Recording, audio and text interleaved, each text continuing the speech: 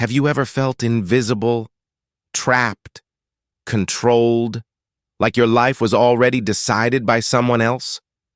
Imagine being a young girl with no freedom, no friends, no privacy, watched every moment of your life, told what to eat, where to walk, who to speak to. And then one morning, before you even understand the world, someone wakes you up and says, "Your Majesty, you are queen." This is not fiction. This is not a movie. This is the real and powerful story of Queen Victoria, a lonely child who became the ruler of the largest empire in history, a woman who loved deeply, lost everything, disappeared into darkness, and still rose again stronger than ever. And today on English Journey, you are not just listening to history, you are experiencing emotion, power, resilience, and real English through a story that will stay with you long after it ends. So stay with me until the end, because this is more than a biography. This is a transformation. On May 24, 1819, inside Kensington Palace in London, a baby girl was born. Her name was Alexandrina Victoria. At that moment, no one celebrated her as a future queen. She was fifth in line to the throne. There were uncles and cousins ahead of her. The crown seemed very far away. But destiny moves quietly. One by one, those ahead of her died or left no heirs. Slowly, unexpectedly, the little girl in the palace nursery became the next in line. But her childhood was not magical. It was suffocating. Her mother, Princess Victoria of Saxe-Coburg-Saalfeld, and her controlling advisor, Sir John Conroy, created something called the Kensington system. It was not just strict. It was psychological control. Victoria was never allowed to be alone. She could not walk downstairs without holding someone's hand. She could not sleep in her own room. She had no real friends, no normal childhood, no freedom. She later described it as living inside a golden cage. She had dolls instead of companions, dogs instead of classmates, silence instead of laughter. But something powerful was growing inside that silence. Victoria read constantly: history, politics, languages. She learned French, German, and Italian. She studied music and art. She observed people carefully. She kept a private diary, a place where she could finally be honest. Inside those pages, she was not controlled. She was thinking, growing, becoming. At just 8 years old, a tutor showed her the royal family tree. She followed the lines carefully. Then she realized the truth. She would one day be queen. That night, she wrote 5 simple words in her diary. I will be good. Not famous, not powerful, not feared, good. That was her promise to herself. Years passed under strict rules and emotional distance. Her mother remained cold. Conroy continued trying to control her future. They hoped that when she became queen, she would depend on them. They wanted power through her weakness, but they misunderstood her. On June 20th, 1837, at 5 in the morning, she was awakened. The Archbishop of Canterbury stood before her. Your Majesty, the king is dead. King William IV had passed away. Victoria was 18 years old. In that moment, her childhood ended forever. She entered a room filled with experienced, powerful men who expected a fragile teenage girl. But she stood tall, calm, composed. She spoke clearly. She made eye contact. She did not tremble. And then she did something symbolic and powerful. She asked for a bed in her own room. For the first time in her life, she slept alone. It was a small act, but it meant freedom. She moved Buckingham Palace. She removed Sir John Conroy from her life completely. The cage door had opened, but freedom is heavy when it comes with a crown. She had no political experience, no partner, no father, no trusted equal. Every decision carried consequences across continents. The British Empire was expanding. Industry was transforming society. Poverty and wealth existed side by side. Revolutions were happening across Europe. She was young, but she refused to be a puppet. Then love returned. Prince Albert of Saxe-Coburg and Gotha entered her life again in 1839. She had met him briefly at 16, but now something deeper happened. When he walked into Buckingham Palace, she later wrote in her diary that her heart beat uncontrollably. She felt seen, understood, not as a queen, but as a woman. Because she was queen, she had to propose. And she did, boldly. On February 10th, 1840, she wore white, starting a tradition that millions of brides still follow today. But this was not political theater. This was genuine love. Albert became her husband, her advisor, her intellectual partner. He did not seek power over her. He strengthened her. They worked side by side. He modernized industry, education, science, and culture. He organized the Great Exhibition of 1851, showcasing global innovation. He believed in progress, order, and responsibility. Together, they had 9 children. Their home was not cold and distant like past royal families. It was filled with education, discipline, and affection. Victoria adored Albert. She wrote passionately about him in her diaries. He was her emotional anchor. For the first time in her life, she was not lonely. But happiness can be fragile. Albert worked relentlessly. Long hours, constant stress, responsibility for a nation. In 1861, he fell ill. Fever, weakness. Doctors suspected typhoid. Victoria refused to believe he could die. But on December 14, 1861, at just 42 years old, Prince Albert took his final breath. The strongest part of her heart shattered. She did not scream publicly. She did not collapse in front of the empire. She went silent. From that day forward, she wore black for the rest of her life. Not for weeks, not for months, for 40 years. She removed joy from her surroundings. Music disappeared. Public celebrations stopped. Curtains turned dark. The palace atmosphere changed. She spoke to Albert's portrait daily. His room remained untouched. The empire called her the Widow of Windsor. For over a decade, she withdrew from public life. People questioned her leadership. Newspapers criticized her absence. Politicians worried about the monarchy's future. But grief is not weakness. It is transformation. Inside her pain, something hardened. Not cruelty, but endurance. She eventually returned to public duties.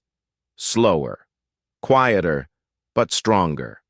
And this is where Queen Victoria stopped being just a queen and became a symbol. By the 1870s, the British Empire stretched across India, Canada, Australia, Africa, and beyond.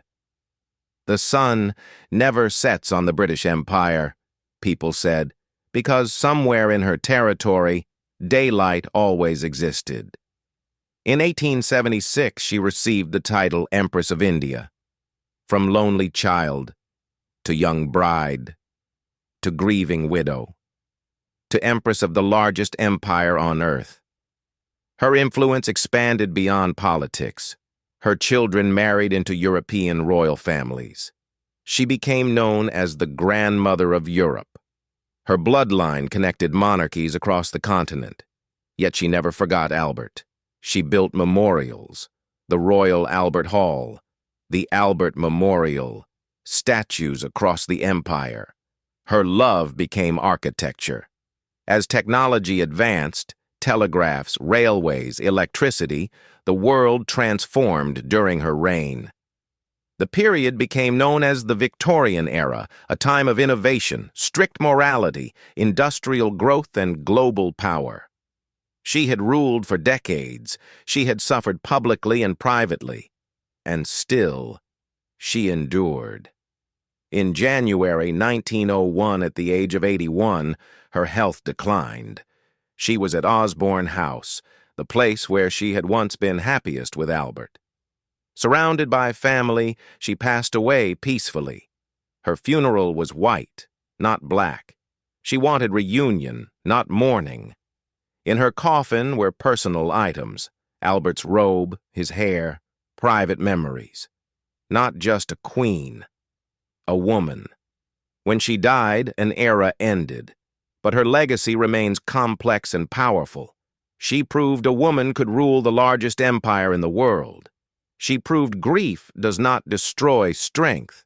She proved love can coexist with authority. She proved endurance outlives criticism. And here is what her life teaches us. You may begin small. That does not mean you will end small. You may feel lonely. That does not mean you are weak. You may lose everything. That does not mean your story is over. You may carry pain. That does not mean you cannot lead. Queen Victoria did not start powerful. She became powerful through discipline, through heartbreak, through responsibility, through time. And if a controlled, isolated girl can become unforgettable, then your story is not finished either. This is English journey, and your journey is still being written. But power is never simple, and an empire is never only glory. It is responsibility, pressure, criticism, and consequences. As Queen Victoria continued her reign, the world around her did not stay calm. The British Empire expanded across continents, but expansion brought conflict. Wars were fought, rebellions erupted, political arguments shook Parliament, leaders rose and fell. And through it all, Victoria remained, sometimes visible, sometimes distant, but always present. The Indian Rebellion of 1857 had already shown how fragile control could be. It was not just a military conflict. It was a warning. An empire built on dominance could not survive without adaptation. After the rebellion, governance in India shifted directly to the crown. When Victoria became Empress of India in 1876, the title was not just ceremonial. It symbolized authority over millions of people from cultures vastly different from her own. Imagine the psychological weight of knowing that decisions made in London affected lives thousands of miles away. Imagine understanding that your signature could change economies, armies, and entire civilizations. Leadership at that scale is isolating. You are surrounded by people, yet alone with consequences. And yet, even in her isolation, Victoria evolved. In her earlier years, she had been emotionally dependent, first restricted by her mother and Conroy, then supported deeply by Albert. But after Albert's death and her long withdrawal, something shifted. She became more politically aware, more strategic. She worked closely with prime ministers, especially Benjamin Disraeli, who understood how to speak to her not just as a monarch, but as a human being. Disraeli flattered her, respected her intelligence, and helped restore her public image. Under his influence, she regained confidence in her role. The monarchy, which had once seemed outdated and distant, became symbolic of stability during rapid industrial change. Factories were rising, cities were expanding, railways connected distant regions, telegraph wires carried messages across oceans in minutes instead of months. The world was accelerating, and people needed a figure that represented continuity. Victoria became that figure. But her reign was not free from controversy. The empire's expansion came with exploitation. Colonization reshaped nations, often without consent. Economic systems benefited Britain while burdening others. History remembers the achievements of the Victorian era: innovation, architecture, science, literature, but it also remembers inequality, class division, and imperial dominance. This duality is important. Queen Victoria's story is not a fairy tale. It is a reflection of human complexity.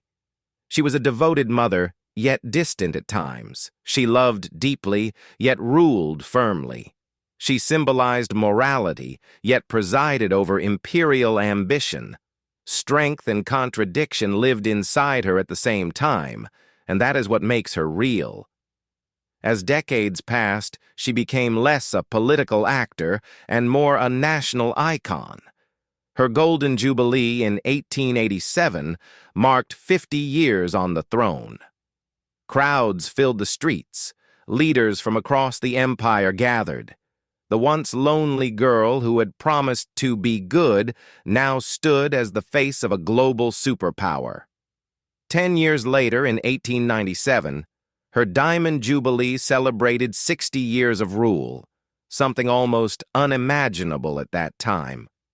Soldiers from India, Canada, Australia, Africa marched in procession. The symbolism was powerful. One woman connecting continents. Whether admired or criticized, her presence shaped history. Yet even in celebration, age brings reflection. Her children were grown. Many of them carried royal responsibilities across Europe. Through strategic marriages, her family network spread into Germany, Russia, Scandinavia, and beyond. She was called the Grandmother of Europe, not as a metaphor, but literally. Ironically, those same bloodlines would later stand on opposite sides during World War I. History moves in unexpected circles. The unity she symbolized could not prevent future conflict. But during her lifetime, she represented continuity in a century of dramatic change. As her health declined in the final years, she spent more time away from London. Osborne House on the Isle of Wight became her refuge, a place filled with memories of Albert. There is something deeply human about returning to the place where you once felt happiest. It reminds us that even the most powerful people seek emotional safety. When she passed away in January 1901, an era truly ended. The Victorian era was not just a timeline, it was a mindset. Discipline, expansion, morality, industry, hierarchy, ambition.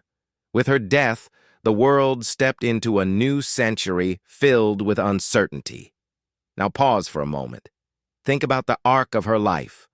A controlled child, a determined teenager, a passionate wife, a shattered widow, a silent recluse, a restored monarch, an aging symbol, a historical legacy.